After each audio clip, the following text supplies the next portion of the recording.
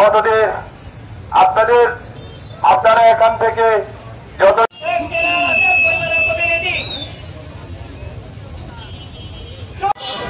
Khagrachari NCP কর্তৃক বিশ্বাস করি জুলাই বিপ্লবীদের উপর সদস্য সচিব জনাব আক্তার হোসেনকে লক্ষ্য করে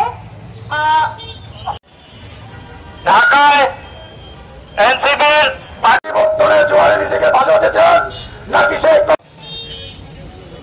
সংগ্রামী বন্ধু আপনাদের সবাইকে ধন্যবাদ জানাই। আপনাদের মা করার জন্য প্রস্তুত হবে না ততক্ষণ পর্যন্ত এনসিপি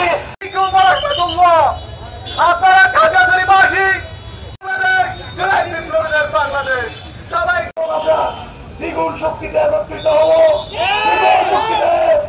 সদস্য সচিব জনাব আক্তার হোসেনকে লক্ষ্য করে একটা মাইক্রোবাস থেকে ককটেল ছোড়া হয়। সেই ককটেলে আমাদের কেন্দ্রীয় সদস্য সহ 3 জন আহত হয়।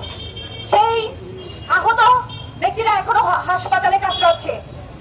নতুন বাংলাদেশের আমরা যে স্বপ্ন দেখি সেই স্বপ্নে বাংলাদেশে জুলাই যোদ্ধারা আজকে হসপিটালে কাতরাচ্ছে, যেটা এই বাংলাদেশের যারা ক্ষমতালোভী ব্যক্তি তাদের জন্য লজ্জাকর।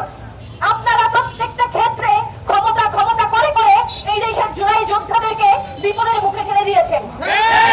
বারবার বলছেন যে আপনারা এই যুদ্ধ করেছেন, কিন্তু আপনাদেরকে বলতে চাই যারা জুলাই যোদ্ধা ছিল তাদের জন্য কি আসলেই আপনারা সেফ? আপনারা কি তাদের জন্য নিরাপদ বাংলাদেশ দিতে পেরেছেন? আপনারা পারবেন বলে আমাদের মনে হয় না। আপনাদের পারার কোনো বিন্দু মাত্র চেষ্টা আমরা আপনাদের মধ্যে দেখি না।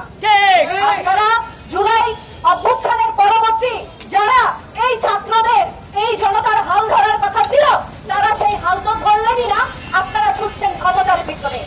যেই ক্ষমতা শুধু আপনাদেরকে চিনিয়েছে চাঁদাবাজি, মানুষকে ভয় দেখানো এবং লুটপাট। কেন শুধু এনসিপি আজকে ছেলেদের কথা ভাববে? কেন? আপনারা কি তার উত্তর দিতে পারছেন না? কারণ কি জানেন, শুধু এনসিপি ছাড়া একটা ব্যক্তিও আজকে তার অধিকার নিয়ে ভাবছে না।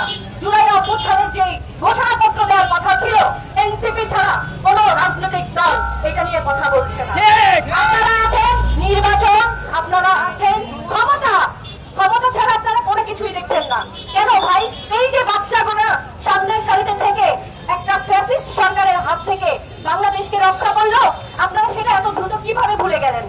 এনসিপি নতুন রাজনৈতিক দল, তার কি সব দায়ভার শুধু তার? আপনারা তার উপর সকল ধরনের দায়ভার চেপে দিয়ে তাদের উপর ন্যাক্কারজনক ভাবে একটার পর একটা হামলা করে যাচ্ছেন। আপনাদের কি লজ্জা লাগে না? আপনাদের কি জনগণ প্রশ্ন করবে না? আপনাদেরকে জনগণ প্রশ্ন করবে।